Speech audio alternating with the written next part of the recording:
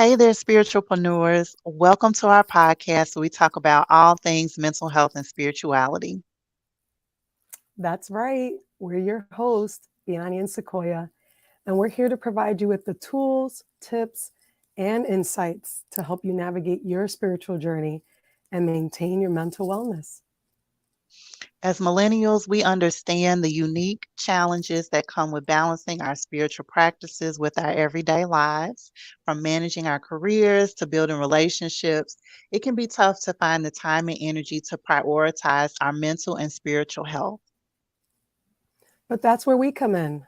Each episode, we'll be sharing our personal experiences, interviewing experts in the field, and exploring different spiritual practices to support you and ourselves on this journey of unlearning from mental health programs, incorporating spirituality, and embodying our identities as spiritualpreneurs. So, whether you're a seasoned spiritualpreneur or just starting out on your journey, this podcast is for you. So, sit back, relax, and get ready to elevate your mental health and spiritual well being. Let's get started. Let's do that. So, unlearning is a critical part of our journey. And today we're going to talk about this topic as spiritualpreneurs and practitioners. We cannot continue to be passive in our pursuit of doing care work that is rooted in upholding oppression and supremacy culture. And so, unlearning calls for us to do the work of reclamation. We deserve to be our authentic selves, both professionally and personally. And in this episode, where we talk to other spiritual practitioners, we're going to answer is unlearning the key to unlocking our potential. We're going to reflect on our unlearning practices, what we release from our experiences, and the ways that we experience alignment with ourselves and the folks we serve.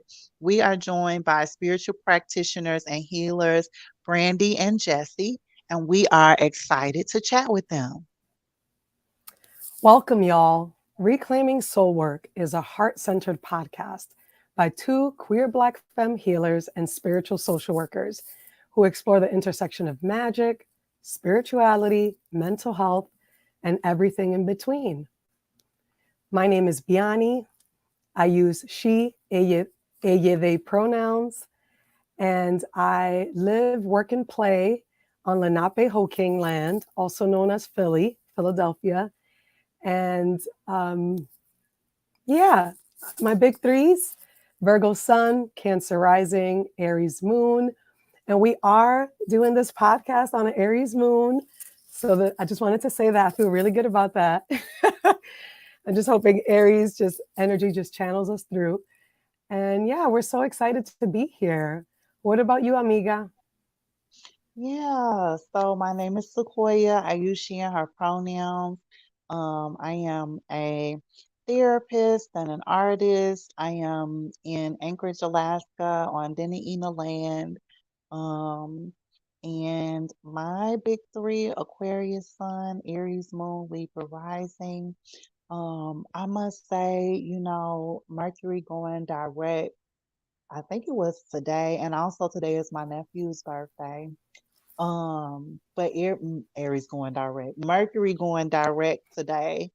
Um, I am at a I don't know point related to the communications. Okay, um, I hope that this shift, moving from the retrograde going into direct energy will like make some things clearer or not so tumultuous. But that could definitely just be me. That could definitely just be me. I really don't think it's you. It's been rough for me too. And I wonder if it's been rough for you. If you're watching, let us know in the comments. What was the astrological climate like for you? Hmm. It wasn't even just Mercury for me. It was all the eclipses, the post eclipse.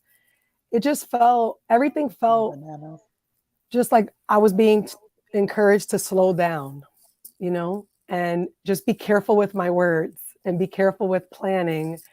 And I was getting dates mixed up, even today. Well, between us, but like Yeah, so I'm with you, amiga. So with you.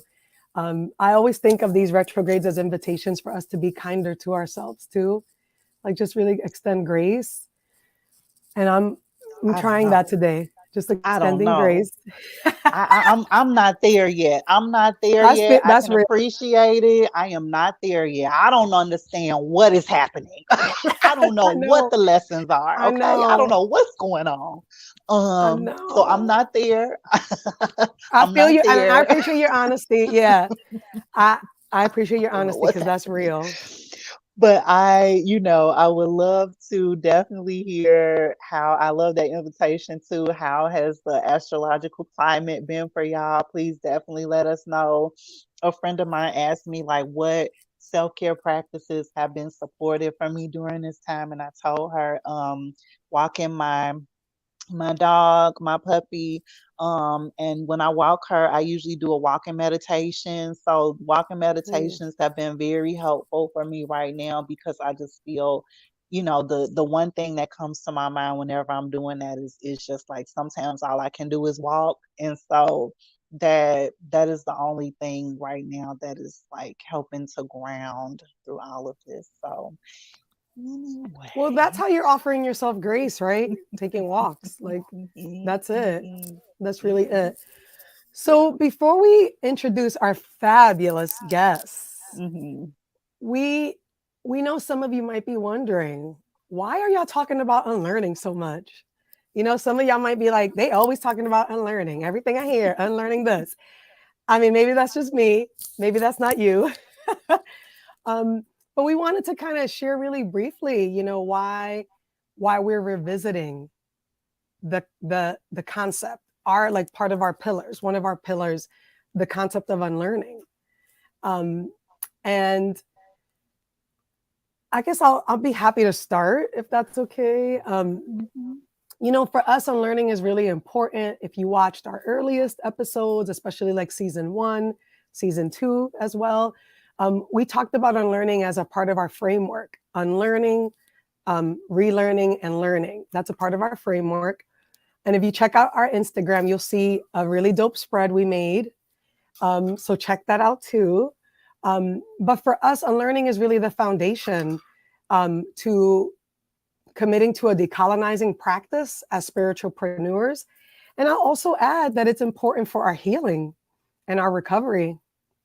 Um, and what we mean by recovery is like healing from our experiences in these mental health programs, healing from our experiences in these field placements, healing from our experiences of what it took and what we had to we talked about it in the episode with Nat, what we probably had to sacrifice to become spiritualpreneur. And so unlearning for us is really the foundation. And to us, it's something that really roots all of us in our healing journeys and in our journey of decolonizing our work. Because unlearning is not just about you as an individual, it's about the collective too. It's about us getting free. It's about our commitment to abolition. It's about really reconnecting and reclaiming our soul practices and our African and indigenous practices that are here, have always been here. And our profession, frankly, tends to appropriate without consent or permission. And so for us, unlearning is the foundation. So we'll be talking about it until everybody gets it. What about you, amiga? I was laughing at you saying until everybody gets it. Um, I feel like, this conversation about unlearning is so important and um we're continuing it, right? Because there are so many folks that are not only in like going through social work programs, but other mental health training programs, right? Like psychology, marriage and family, and marriage, family. Oh goodness, marriage and family therapist. How many times did I need to say that to get it right? A counselor, LCPC, and so on and so forth, right? And so there are folks that are steadily coming out of those programs, right? And steadily not necessarily being introduced to a lot of the concepts that we talk about in our Unlearning series, and then also throughout, you know, throughout our content. So it's that piece, right? Like there are folks steadily coming through programs that um, we would like to connect with them related to these topics. But then also, when we think about this piece around unlearning, there's something there too related to diversity, related to Black practitioners, and really just creating the space to do that. I feel like this conversation about unlearning is also timely and needs to continue to happen. It's kind of like that mindset of, when you are someone that facilitates workshops, you tell your clients, it's not like a one and done situation, right? Like you have to keep working at it. You have to have these checkpoints for yourself so that you aren't falling back into old practices, right? And so that's what I offer related to why we are continuing to revisit the Unlearning series, right? Because these are like check ins, not only for ourselves so that we aren't falling back into some of these practices, but then also so that we can learn from others. I don't have all the answers related to the strategies to unlearn. And so hearing from other folks, like what their strategies are too, is another reason why we are continuing this conversation. So I think I said three. I think that's enough. I love that. I love that you're grounding us in this idea that it's a practice and it's a process. I think when people Mhm. hear the term unlearning, it kind of feels intellectual. And what we're inviting is the mix of like body, mind, spiritual. We see unlearning as spiritual work. And Mhm. because unlearning is spiritual work, it's embodied work. It's holistic. It includes every aspect of who we are people, as people of members of community, right? And so I love that you're grounding us in that too, that this is a practice. It's not something you arrive to. Um, it's something you do every day. So yeah. Um, so it feels timely to say that as we get ready to introduce our guest today. Um, and for us, it's really important to be able to be in community, learning and growing together, because we're also learning and growing as we do this work. Um, so I want to introduce Brandy. Brandy is a licensed social worker in New York State, a hoodooist, and creator of Beloved Wild, a small business offering plant-based and spiritually charged skin and hair care products. Beloved Wild also offers sidereal astrology and intuitive readings. Brandy is passionate about supporting the spiritual, emotional, and mental health and healing of Black people and advocating for radical change to advance Black liberation. Welcome, Brandy. Thank you guys so much for having me. I am so excited to be here today. Yes, and we're excited to have you, friend. Next, we're going to invite Jessie. Jessie is a psychotherapist, a breathwork facilitator, and co-founder of Get Right Wellness, a multidisciplinary wellness space on the unceded land of the Lenape people, otherwise known as Ridgewood, Queens. She is dedicated to guiding folks she has the honor to work with towards their innate wisdom and drive towards healing, with a focus on supporting healing work around intergenerational trauma.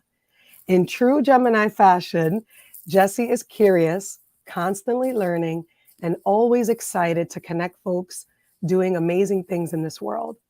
While not in the office, Jessie spends time mothering her little ones, listening to and sometimes playing very loud music, or fostering her love of tarot and all things woo. Welcome, Jessie. So we got like two people representing New Hi. York. I just want to, Just want to hold that. All right, 3 people representing New Big York now. ups, big ups, big ups. Sequoia and I didn't really plan this. I honestly didn't even. I love the synchronicity. The New So York is cool. repping. I appreciate everyone for just making the time to be here. The one thing that I wanted to ask y'all though, Brandy, can you please pronounce your last name? Jesse, can you please pronounce your last name for us? Sure. So my name is Brandy Janan, and Janan is actually my middle name, but I feel like the two of those together really capture who I am and what I'm about. So I just use those two as my names. But Janan, it's Arabic. I don't speak Arabic, so I hope that I'm not murdering it by pronouncing it the way that I say it. But it is very rooted in my story and my family story. So that's how I say it. And my last name is LaHood, so Jessie LaHood. Thank you. Thank you. Thank you for Thank you that. I'm very, sorry I didn't very read your much. last names. Thank you for that. All right, that's cool. Okay, we got it together. I just wanted to check in about that. I appreciate you both for letting us know that little bit of information about yourselves. I would love to just hear a little bit more about y'all. I know we read your bios, but is there anything that you wanted to share? Yeah, that maybe we just haven't mentioned yet. And Brandy, Jesse, like y'all can unmute yourselves however, however you want to flow into this. Tell us some more about yourself. Jesse, feel free to go first. I'm processing anything else I'd like to share. Oh gosh. Well, I guess I'll start by sharing my big three since you two shared your big three to get things started. So I'm a Gemini sun, Cancer rising, and Scorpio moon.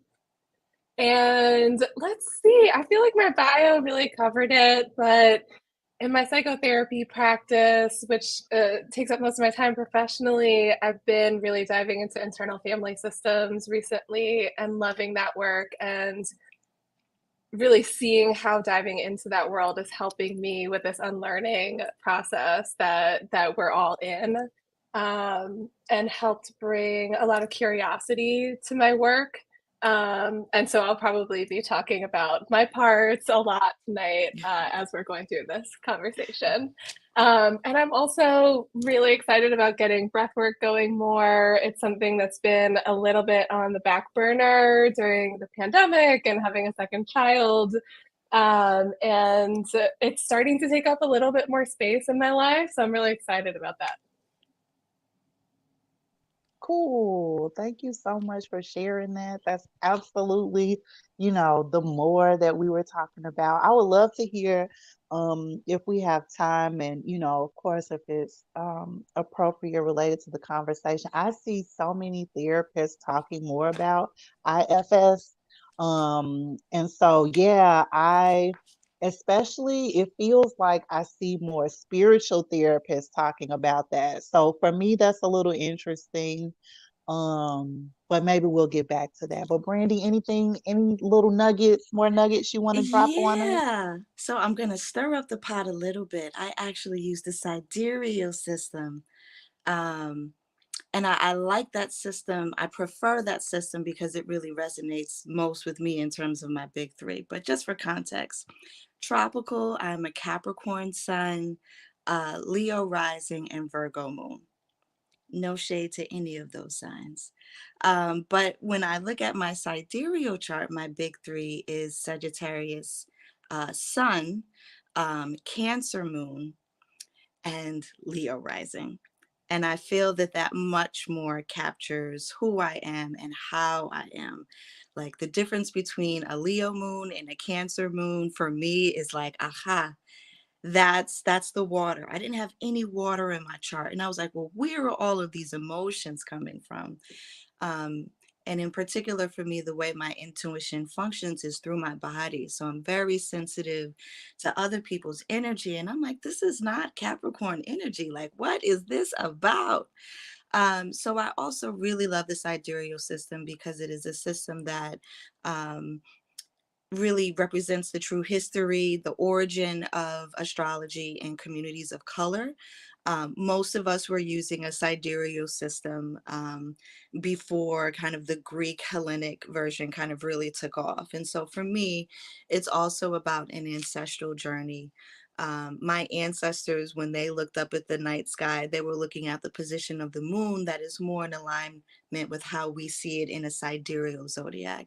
And really, once I started learning about the history of slave rebellions in the United States and that they were all on full or new moons, I said, there's something here for me to really dig into. So I love this. I started learning about astrology, studying tropical, but as I've leaned more into the sidereal zodiac, it's opened up a whole new world of experience and connecting with my ancestors that I would have never um, even fell into had I been focused solely on the tropical system. So I always have to elevate the sidereal system and, show it some love. It's like the stepchild of the astrology community, but it's all about what speaks to you. And so, yeah, I'm representing for the sidereal folks. I love that. Thank you so much for that nugget. That was wonderful. Thank you. Thank you. I I must say that I am not well versed in sidereal astrology, and so just to hear your connection to it is very grounding. That may not be the word that I mean, but that's how I feel. So we'll just go with that. As long as you Um, feel something, that's really what it's all yeah. about, right? Yeah. So thank you so much for sharing that. Because I know for some folks that again that may have resonated and may have put some things into perspective, even related to the differences, how you can connect with these types of systems and so on. So thank you both for entertaining that. Um, Again, I know that we kind of checked in about what you all do in your bios. Is there some aspect of the work that y'all do that you want to share a little bit more about? Jesse, I know you mentioned the breath work, but is there, yeah, like tell us a little bit more about the work y'all do. Maybe give us like what is your day, a typical day for you even look like? Oh, I guess I can chime right in. So I think I'm in a unique position. And I think it's really symbolized best by my North Node in Gemini, but I have a foot in both worlds, right? I have a traditional 9 to 5. I work with a nonprofit organization that's providing family therapy. But I also have my personal practice, which is fulfilling in ways that the 9 to 5 can't match. But being an entrepreneur in these times is really challenging. So I am a mom, and I'm a very practical person. So my day looks different depending on kind of which hat I'm putting on or which world I'm living in. But my practice in terms of Beloved Wild is really rooted in um, ancestral understandings of who you are. Um, and using the sidereal zodiac as a way to symbolically explore themes that are coming up for you. I think that often for many of us, really diving into health and wellness, whether it's physical or spiritual or emotional, we tend to focus on ourselves as individuals. Like, what do I need? What's going on with me? And I really love my approach because it really allows us to look at the bigger picture, right? We are here because of our ancestors and their lived experiences and their journeys, and they were because of their ancestors. So, really focusing on how these themes are cyclical and really looking at life as a journey of cycles and not just going from a point from A to B. So working with my clients, I really, really look at their chart and their natal promise, right? What skills do they have? Um, what resources do they have internally, but also in terms of their family system or their environment, their support systems, and really using those as a site for healing. We don't heal as individuals, we heal in community. We don't just heal our minds or our bodies. It's about the integration. And so I really, really bring that into my practice. I really like to take a cyclical approach. We're not necessarily meeting every week at the same time. It's really all about where you are on your journey and holding space for people to show up as they need to and when they need to. And I find that giving them that flexibility really supports their healing because it's supporting their autonomy, it's on their terms, and we just have a framework that we use consistently. But I really, really love the integration of astrology and counseling and ancestral work because, again, it's not just about us, it's about our collective journeys towards wellness and healing. And living in a capitalist society, none of us can, fight those fights alone. We really do need to be in community to organize, to build power, but also to heal our bodies, our spirits, our minds, because all of that is really intertwined. Snaps. It Snaps snaps. all around. That's right. Snaps I'm all gonna absorb around. those snaps. Yes, yes. Yeah, there's so much again of what you said that just resonated, especially the cyclical piece. For me, with my practice, I love that check-in about how our existence is also related to, the cycles of nature and, what has come up last year and looking back at, this time of the year and are we going through some of the same things and, things like that. So yeah, what you said again just resonated so much. So thank you for sharing that. Jesse, you have anything you want to share about your day or your work? We Yeah, want to know. We want to absolutely. know. Absolutely. I got it. So Brandy, I'll just say I resonate with that Gemini North Node feeling of like having many hats. That's also what my day to day is like. I spend a lot of my day with my psychotherapy clients, but then I'm also the co-founder of Get Right Wellness, which is where I'm at right now.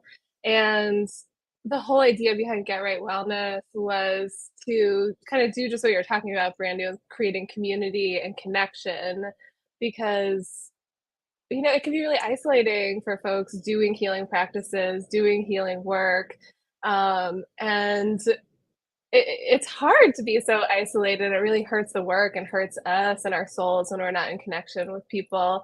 And so this space is meant to be a place where people can build their practices, but also build connection with other folks doing similar work, and where the lines between practitioner and clients don't have to be quite so stringent, right? Like the folks who come here to see me for therapy know that I also partake in a lot of the services we have here. And so they know that I'm someone else's client and I'm getting help from other people just as they're coming to me for help and support. Yeah, so a lot of my day looks like doing therapy, but also doing work around the space, and trying to find ways to build community here. And then also, I leave and I go take care of my kids, and um, my office is in the same neighborhood that I live in, and my kids go to school in, and so it's really a beautiful thing to be able to um, go get them and go to the playground that's like right around the corner from my office and like really be surrounded by the folks that I'm trying to help and support. Yeah. Thank you so Yeah. much for that. Yeah, you have some amazing stuff going on, and I know you and Biani, have connected just before related to other things. And so, Biani, I didn't know if there was anything you wanted to just pop in about. We were talking about what Brandy and Jesse do on a daily basis and what their work is, and to keep talking to us about all the things. I don't really have anything to add, but I'm sort of now interested in sidereal astrology, Brandy. So thank you. You've like opened up some type of vault in me that's like, yeah. And The other person that introduced me to sidereal astrology is another Black queer person. So there's something there. There's something there. Yeah, yeah. I love that. Thank you all so much again for just continuing this chat with us. I think we are going to shift into some of the questions, um, that we came to talk about related to unlearning. Um, and so, yeah, like I would love to hear more about like some of the biggest challenges that y'all have faced while unlearning. And I think Jesse mentioned this. Someone mentioned, the isolation around certain experiences, identities, related to being a spiritual preneur, spiritual practitioner, someone that incorporates spirituality into their interventions and things with folks. Um, and yeah, I know for myself, like that isolation is a huge one, predominantly because of some of the things that I incorporate into my therapeutic approach. And, those things range from Black feminism, Black queer feminist values, spirituality is mentioned, and so on and so forth. And I would say, building community has been definitely like one of the biggest challenges for me. But then also, um, finding like learning opportunities that incorporate, just some of those things. So that's kind of what I've been working through, and usually are like the main things that I talk to other like spiritual practitioners about, but would love to hear like what y'all been working on related to this. Yeah, I think for me, the biggest shift was even acknowledging how much unlearning I had to do. I think for a long time, I had really had um, kind of my professional social work practice and my spiritual practice compartmentalized and separated, right? This was the two could never meet in between. And I think I really spent a lot of my time trying to like have them in separate worlds and really struggling in both of them. And it wasn't until I accepted the fact that no, the spiritual is not separate. It's absolutely at the center of what I do. And kind of the social work is the medium for which I do this work. It gives me a framework, it gives me, some discipline, but there really is no separation. So it's really the process of integrating for me that I think has been the most challenging. And what you mentioned, Sequoia, about the learning opportunities, trying to find those spaces where you can learn and grow in a way that is structured and meaningful, but something that also resonates with my belief system and my values. I can't do another CBT training. Like, okay, that's great, right? But where are the trainings that really talk about, ancestral mental health practices? Where are the trainings that talk about how to undo and repair the harms of these systems that are very Eurocentric and focus on getting people back to work as opposed to real wellness in a way that has meaning for how they live their lives? So I think really understanding that it has to be integrated, and the sacrifices that you have to make, right? You are not going to be able to move in certain rooms talking the way that I talk about my practice. You may not be able to advance in a traditional setting, because of that. And so really making peace with that's okay. That's not for me. It's not something I need to feel ashamed about. It's not anything I need to apologize for. In fact, this is what makes me stand out in a room of other clinicians. And that there's so many people really, really looking for a meaningful integration of all of the things that make us whole and human. That traditional, mental health or social work or psychology doesn't really give room to breathe, and that so many people are grieving the loss of those spaces. And I think it's really important for us to stand up and stand out and be present because people are really seeking it, especially now.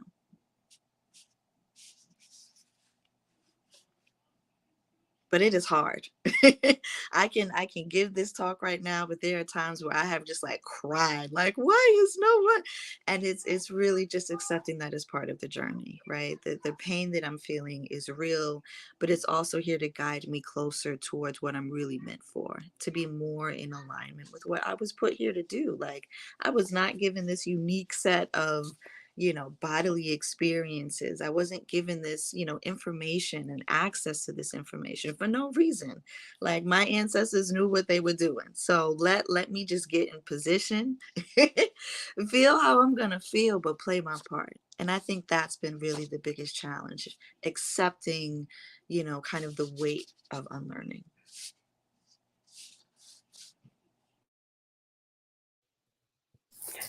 That was so I feel like I'm at beautiful. church. Woo! This is the kind of church I like to go to. Okay. All right, Jesse, go ahead. That's all I wanted to say.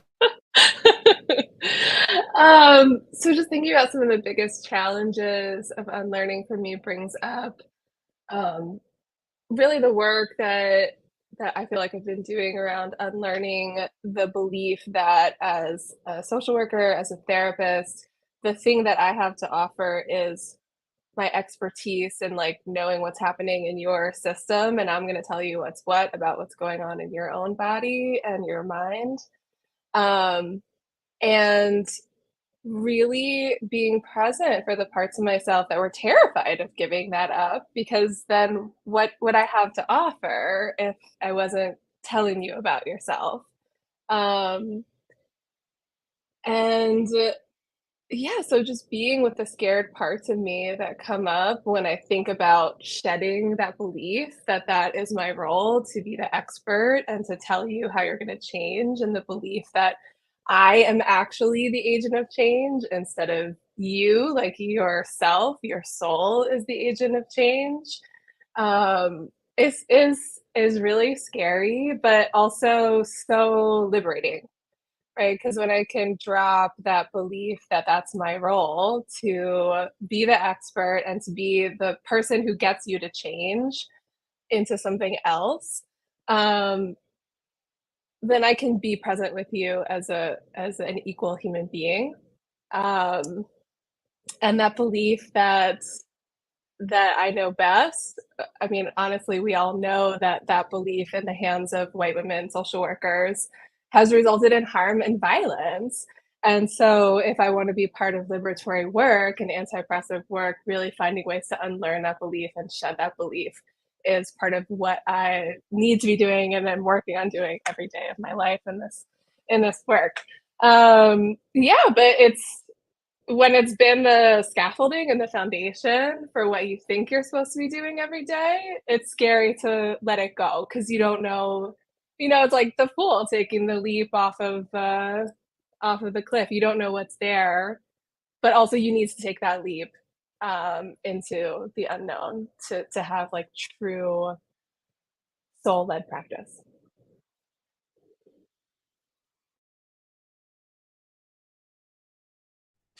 I am just sitting with, many of the points that you made. And please, Brandy, were you gonna say something? Because Yes, I yes. invite, yes, please. Jesse, I was just needing to reflect back to you how powerful that was, what you said about the fear, right? Because I think it's so real for a lot of us, and we don't acknowledge it for what it is. And naming it as fear and understanding um that there's a logical reason to be afraid.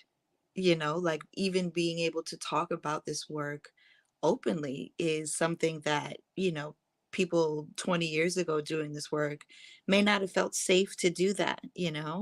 So the fear is very real, but being brave enough to commit to doing the work, I think, is so, so important. So thank you for acknowledging that. Thank All you. right. All right. I love just the way that we are talking about these things. One, because I feel like these are places that, many folks in these intersections have come to revisit, related to their journey. I think it's interesting, and please correct me if I'm wrong. I think we're all social workers specifically. Um, so that in itself brings,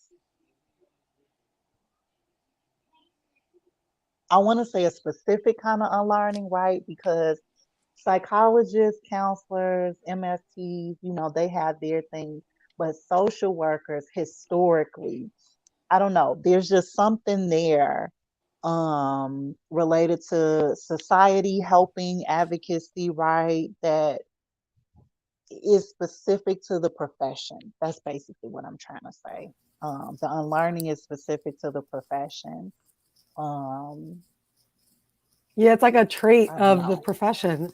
No, you're Mm-hmm. and these are things that you and I have talked about in previous episodes too, around like the history of social work. Like there's a particular like flavor to social work that draws in people who want to fix something, fix what was wrong. Like I think maybe in another field, and I could be ignorant. If y'all watching and y'all don't agree, please correct us. But psychologists focus on behavior, right? And our work in this profession is to focus on the system, the whole person, the pie model, right? Macro, meso, micro. But that flavor of social worker makes, I think, the unlearning even more challenging and more necessary, because we got to get deep. And I think what Jesse and Brandy were saying, like, we got to surrender the fear, give up control, like unlearn a lot of the things that drew us to the field, that really kept our saviorism intact, that kept this idea of like, Bell Hooks talks about the politics of politeness, like this idea, and that's very like white women esque, but it also kind of activates me as somebody who grew up as the good child, right? Like I want to feel good. I want to feel like I'm a good person. So being a social worker is going to make me like, I feel really like I'm not bad. I can't be bad, right? Like there's a flavor to social work that draws certain people, certain temperaments. And I think the unlearning for us is deeper.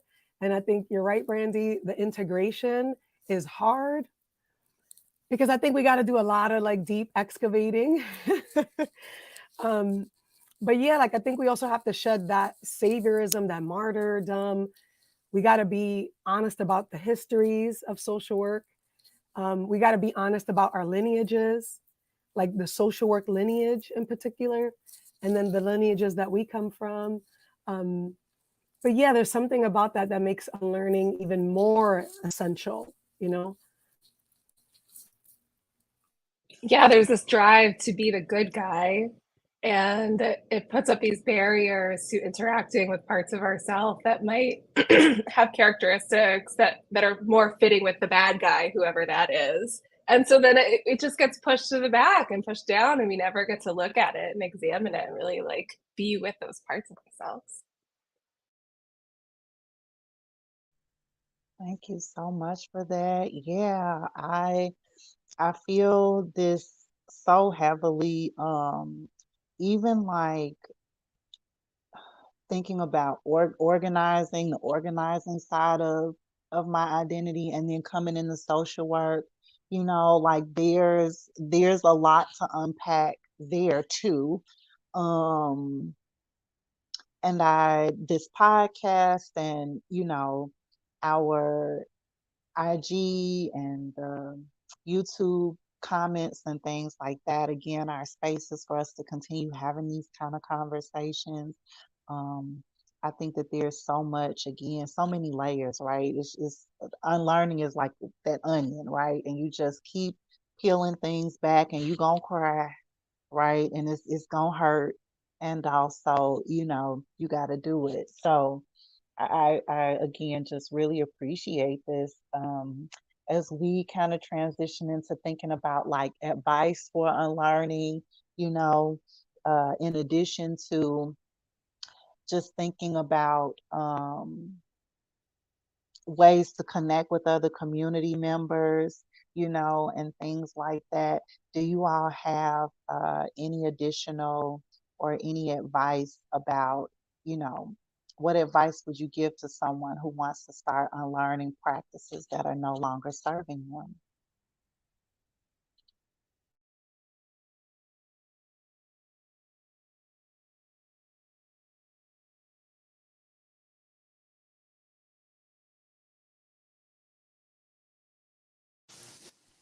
I love this question so much because I think this is often where folks get lost and feel like they're the most isolated, like when they first start that journey. And I think about advice in terms of what would I have liked to know, right? Like at the beginning of this journey, because my journey really kind of kicked into high gear during the peak of the pandemic, and really just having the experience of the pandemic be like a kind of incubator for um, this personal transformation I was undergoing, and really being confronted with like, this is not right. And where do I start, and what is my position, and what do I do? But what I would have liked to know at the beginning, one is that you're not alone, and that you really do have to seek out community. And when you seek out community, you find that things start to fall in place, that it is not all on you to, to do this work and to engage in the undoing. It's really requiring all of us to do our part. So finding community, I think, is the first step, and resisting the impulse to like try and solve everything on your own or figure everything out on your own. And I'm going to come up with the most unique intervention and approach that no one else has ever done. Like, no, just sit down and calm down. It doesn't need to be all of that. Look side to side. Don't look up. Don't look at what the influencers or whatever are doing. Look at your environment. Look at your community. I feel like unlearning is so much about using your critical thinking skills, but also thinking holistically and listening to your body.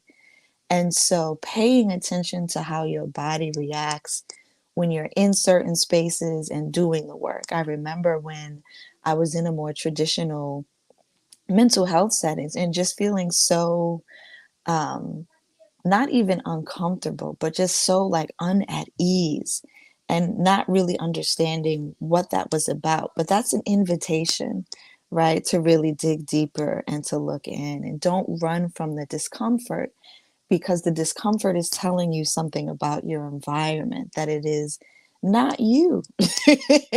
This is a natural response to the environment that you're in, that is unhealthy, that is oppressive, that is toxic. And so lean into that. Why does this feel this way for me? Right? Like, what is this bringing up for me?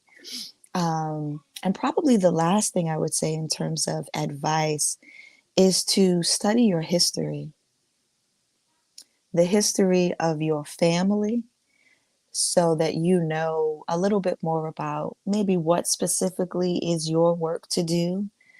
I think it was really a game changer for me to learn about my female ancestors who were midwives, who were spiritual workers, and I didn't even know. And so, also, just like, you are not the first one. You're not doing this alone. You were not sent here without support and guidance. So, like leaning into that unlearning and stepping into your faith, I think are really important. And your body will guide you along the way.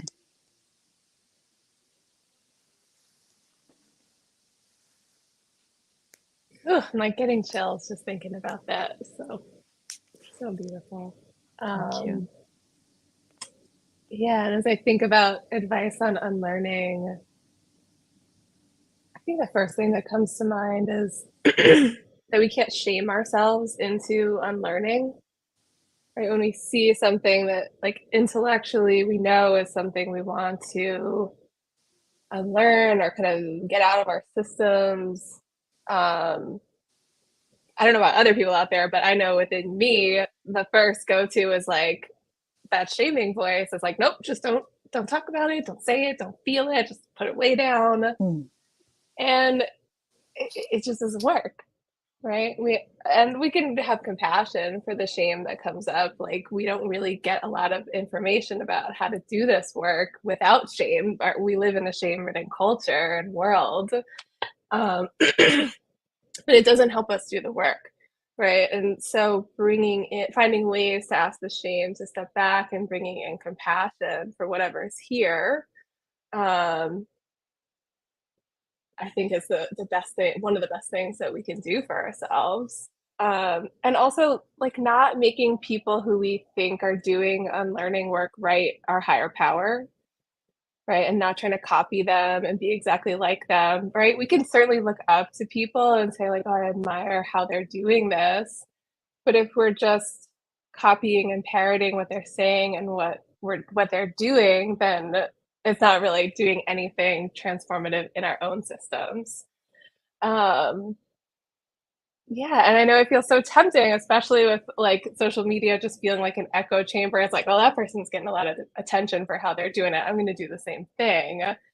Um, and like maybe it will get likes or follows or whatever, but it's probably not going to help you change things really deep inside.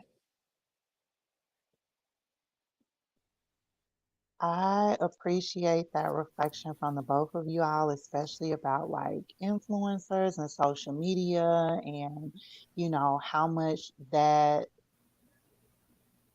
is oversaturation and it's still not a lot of folks talking about it. It's weird. It feels like it's both things happening at the same time. Um, yeah, I think that's all I'm gonna say on that. Yeah, and I feel like I would love to talk to y'all for hours. But a few things that are resonating. Brandy, you mentioned like knowing your history, your family history. And we had an episode in our last season around queer ancestral practices. So I just wanted to plug that in for folks who are tuning in, like check out that episode, because we also believe it's really important to know your lineage, right? And that doesn't mean like actually doesn't really mean biological. We talk about queering it in our work, like the lineage we come from social work, our mentors, our teachers, our learning lineages, our spiritual lineages, right? Our neighborhood, like community lineages, right? And so it is really important. And I love that you said that. I just want to kind of hone that in. And Jesse, the piece around shame is really powerful because I think that's what draws us to this field. Like our inner shame and then the collective shame and this idea of us being good in this profession. And also, Sequoia and I talked about it in earlier episodes around urgency and how I think urgency can be really rooted in shame sometimes. That's what just came up for me right now. And I also get it as a former organizer that like urgency is important too, right? Like timing is really important. But I think because of influencer culture, urgency gets used in a way that's like not supportive of the fullness of who we are as a collective. I hope that makes sense, but I really appreciate what you both shared. And I kind of just feel like, we can talk about this for hours. And this kind of advice, I think, is really soul nourishing because it affirms the person's complexity. Like, you're not going to get it right, but you're in this journey, like, be a learner, right? Like, and also this idea of like chipping away at that expert. We are not experts. I tell my clients all the time, you are expert of you. I am supporting you as I'm just a guide. I'm walking alongside you when you want me to walk alongside you. I might be behind you when you need me to be. I might need to just step away, right? Like, this is your journey, right? Like, I am not an expert. And I think, yeah, this is why we feel like unlearning is so critical. This is life-saving work. This is soul-nourishing work. I feel like maybe another day I want to talk about unlearning and like the way decolonizing has been used on social media. But, maybe a different time. Because, Sequoia and I are really clear about unlearning as a decolonizing practice. And what does it mean when people want to do decolonizing a particular way, right? Like when they're looking for validation on social media and things like that. Yeah, that is so true. And I think one of the challenges with social media, and in particular the more like visual platforms, is that aesthetics, really can dominate the conversation when, the real work is ugly at times. It's the ugly cry with everything coming out, all of the things that you've been holding on to for years and decades and all of your life coming out. So, resisting the urgency, like the quick fix of how like you can just kind of put a nice filter on things and it's healed, right? As opposed to the real, work that happens in darkness, right? When there's no light, when it's quiet, when it's cold.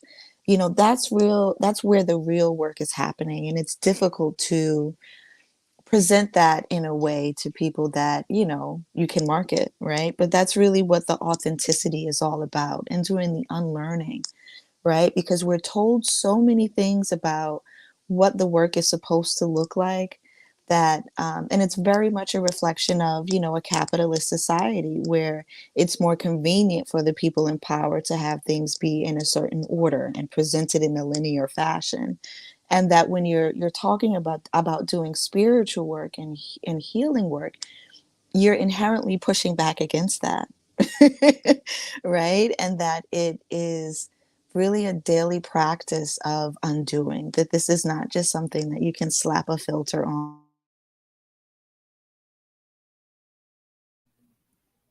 No, no. We lost Brandy, but We she'll did. be right back. We lost her physical presence, but her energy is alive. Mercury's direct, but I listen, y'all, it's still in the I'm shadow telling you, period. It's we the still retro yes we shade. We're still are. here. It's Yes. retro shade. Yes, Jesse, retro shade. It is retro shade. Oh Absolutely. no. Absolutely. Jeez. Ooh. Yes. Brandy was dropping some gems on us and then bloop, It was right just out of too the much for the stream. stream. They Yeah, couldn't take yeah, it. Yeah, clearly. we can't handle all of this, right? Like too many truths. And I actually funny, I love the idea of thinking about shame as ugly work, like ugly spiritual work, and being like so a part of our unlearning. So yeah, Brandy was dropping gems. I was like trying to take no, Mm-hmm. it's all right. She'll be Mm-hmm. back. She'll be back. We got this. Absolutely. And I think that there's something there, Bianna, you mentioned like wanting to talk more about unlearning and decolonization in the social media piece and or decolonizing in a particular way. I would love to talk more about um this conversation about being drawn to social work and people pleasers being drawn to social work, and then the shame piece. Like there is something there. There's something right there about that. Especially the people pleasing piece. Like when we started talking about that, that came up and then I felt it in my gut. So I'm like, ooh, ooh, I feel yes. I imagine Jesse probably relates. I actually who can relate? Let us know in the comments because that's true. My people pleaser self is often really alive in this work. And she's really alive in my parenting too, but she's really alive in social work for sure. Oh Hey, yeah, I mean that's Brandy. who brought me to social work is my people Ooh, pleaser, and also like the yes. shame around my own lineage and ancestry and relationship to privilege. It's like, oh no, I'm just so ashamed of the privilege that I carry that if I go show up in social work, like that'll make me feel better, right? But then I need to ask those parts to step back because it's not about me feeling better, right? If it's driven by shame to like get rid of the guilt I have around privilege, it's centering me and my privilege again.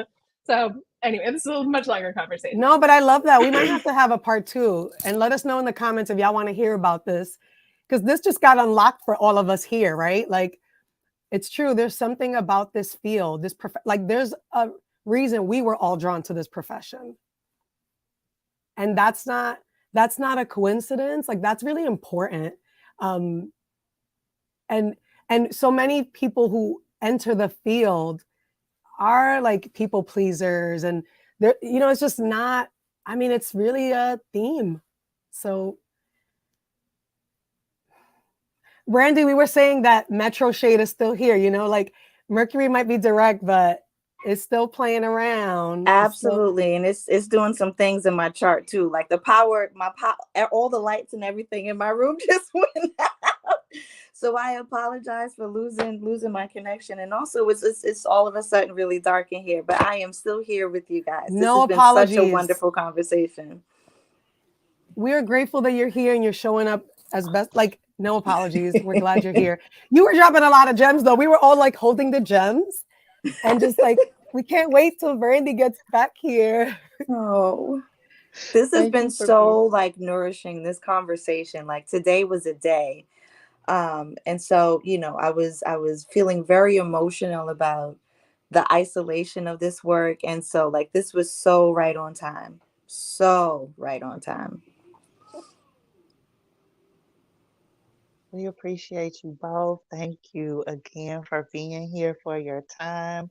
I would love to, I want to get to the practical tips piece while also like answering if y'all have anything kind of coming up, any offerings coming up. So if you could do like a two-part, give us a few practical tips and then let us know like what you have going on. I don't have any special offerings, but or special offerings coming up because everything is special. But just want to elevate the work that we do, that all of us do. How important it is to get back into your bodies, to get back into your ancestral lineages and the gifts and skills and resources that you're born with. I do offer ongoing sidereal counseling sessions. I do birth chart readings. I do what I call happy birthday or solar return readings. And then I also do what I love these. These are my favorite. These are at the crossroads readings where I bring in more of my hoodoo work and my ancestral work, where we really talk about the crossroads as a magical space for transformation. So I encourage folks to visit my website, www.belovedwild.com. You can also find me on IG, same name, Beloved Wild. I really like to make my social media presence fun and interactive. So sometimes I have silly memes, and sometimes I'm dropping kind of intuitive messages or gems, because I really believe in the wholeness and the full spectrum of it. So I can be very, very silly and playful. But when spirit is in the room, we get to real business. So I encourage folks to join me on my social media page and get to know a little bit about me so that you can really assess whether or not it's a good fit, because I think that's a really important part of the process. There's so many providers and everybody's doing so many wonderful things, but go with what resonates for you. And if that brings you to me, I am happy to support you on your journey. But that's it.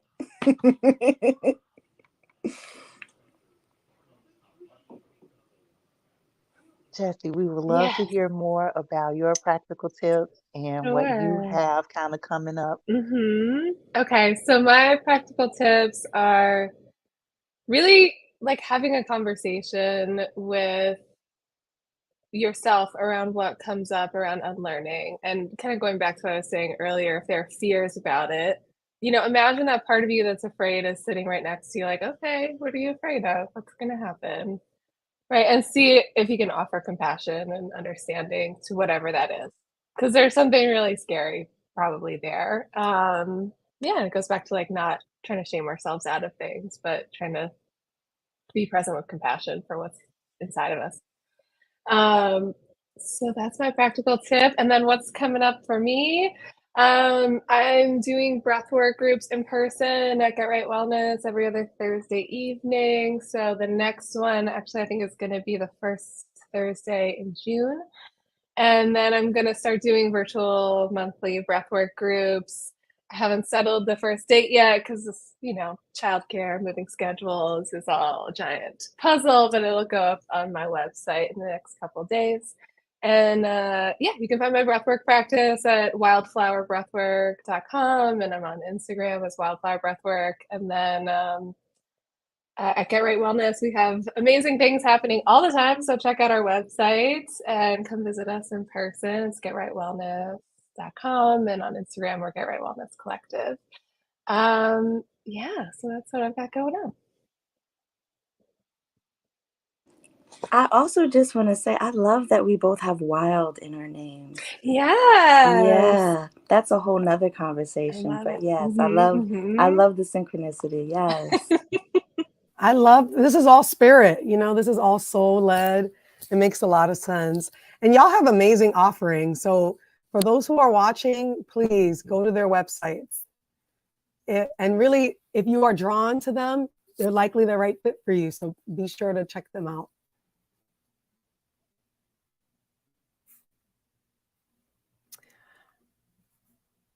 So we're at the point where we're going to sort of move on to takeaways, our main takeaways.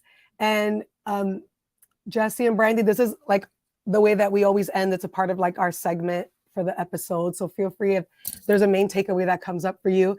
I have so many main takeaways, but I promise I'm only going to pick one. The one that's really landing on me and just staying in my heart is around shame, and how part of our unlearning comes with like unlearning shame. We're really naming shame. And maybe even, oh, my baby is on the screen. Okay, I'm not trying to get distracted, I promise. But just thinking about what draws us to this work, that's really alive for me right now. And y'all have so many gems, I had to write them down. I love this idea of like learning your history, learning your lineage, connecting with your ancestral support team.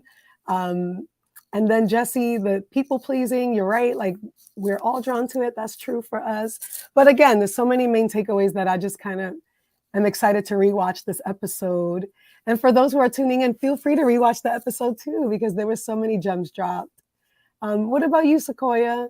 Or Jesse or Brandy? Feel free to share your main takeaways too. Yeah, I know for me,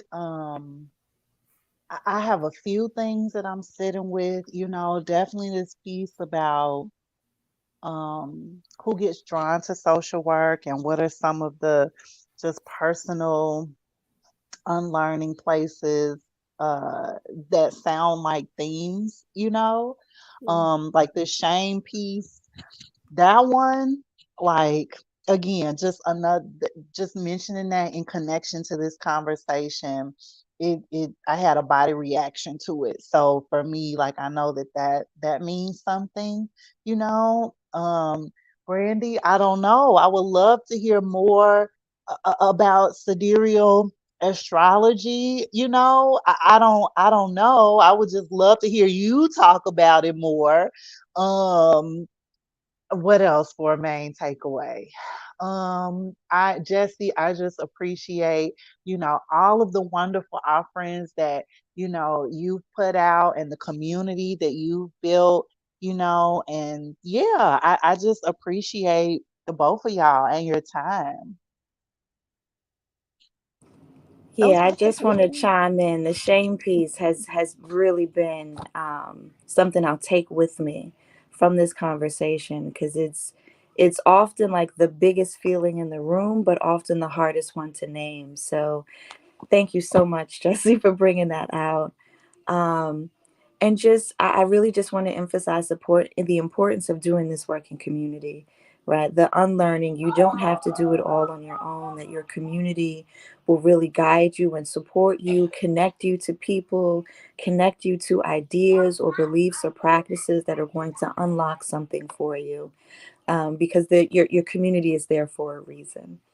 So I really, really feel so nourished from this conversation tonight. And thank you guys for holding space for these conversations to happen. It's so important. Yeah, thank you so much. This is such a wonderful space. And one of my main takeaways is, again, the importance of doing this work in community. I'm sitting here talking about how I have a whole space dedicated to try and build community, and there's still moments where I feel very alone in it. And then the story that I'm the only one that feels alone comes in, and just being here and being with all of you, knowing that it happens for all of us that we feel isolated, and that it's always worth it to be vulnerable with those feelings of isolation with our colleagues and our peers. So I'm really taking that away, and also just the importance of doing the ancestral work. I always notice these little twinges in myself of like, I don't want to look at my ancestry, but I know that means like, yep, you got to go right there. So I love, yes. So I'm so appreciative of you, Brandy, for bringing that into this conversation. It's so important. Also, we all have been talking about the body, and I just want to, that thing Brandy did was really powerful, because it's true. That's what unlearning is about, y'all. It's that thing you keep pushing away, that thing you keep avoiding, that thing you're like, oh, I don't want to do that. It's the path, it's the door, it's the crossroads. Like Brandy was saying, like that is it. That is the fork on the road. Like we often lean to our comfort zones, but really unlearning is about leaning into your zone of courage. Like your zone of like, oh, that feels uncomfortable. Like that's where you go. That's where you step in. But you don't do that alone. That's why we're here. That's why this podcast is here. That's why we brought these amazing folks here. You do this in community. So yeah.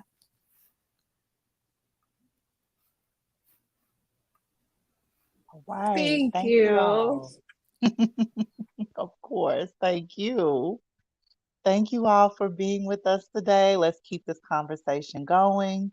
Please share your thoughts or comments and questions in the comment section.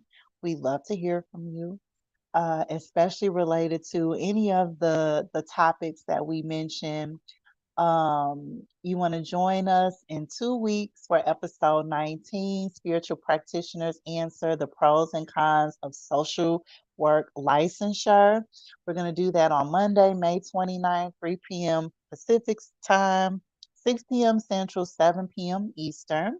And we're going to talk a little bit more about, do we really need a license to practice social work? What does it mean to be licensed as a social worker? Does it matter if we have our license or not? What does that really mean? These are some of the questions that we hope to address in that episode. And we're going to be talking about, as I mentioned, the benefits, the pitfalls, and the trends that we're seeing related to licensure in our profession. And again, we'll talk about some of those, I would say, like very controversial questions about licensure. I don't know if y'all are on TikTok or not, but let me tell you, the TikTok therapy conversations, especially for social workers, have been very heated about licensure. Okay, a lot of stuff going down in the town on TikTok about that. Going down in the town. And So we also, that. we have an episode. We ahead. talked about it. We talked about it in a previous episode, but we're excited to bring it in. We feel like the conversation is so important. We're going to have a guest talk to us, talk with us, join us in on the conversation. But yes, it is hot in these TikTok streets, and we might as well just get in it too. We might have to get a little burned. That's what unlearning is about too. We might have to get a little burned to have these brave conversations. Thank you so much for that, Biani. Yes. Oh, that reminds me. Our panelist is Drea. I did want to mention her. If y'all are, on Facebook, I think the group is called Therapist Utero. I think that's the name of her Facebook group. She's a really cool practitioner, has a lot of good actually learning opportunities related to tarot and therapy integration. So we'll be looking forward to that conversation. We're also going to throw a little bit more in there related to just being queer in social work. We'll sprinkle that in there too. We love to see y'all for our next episode.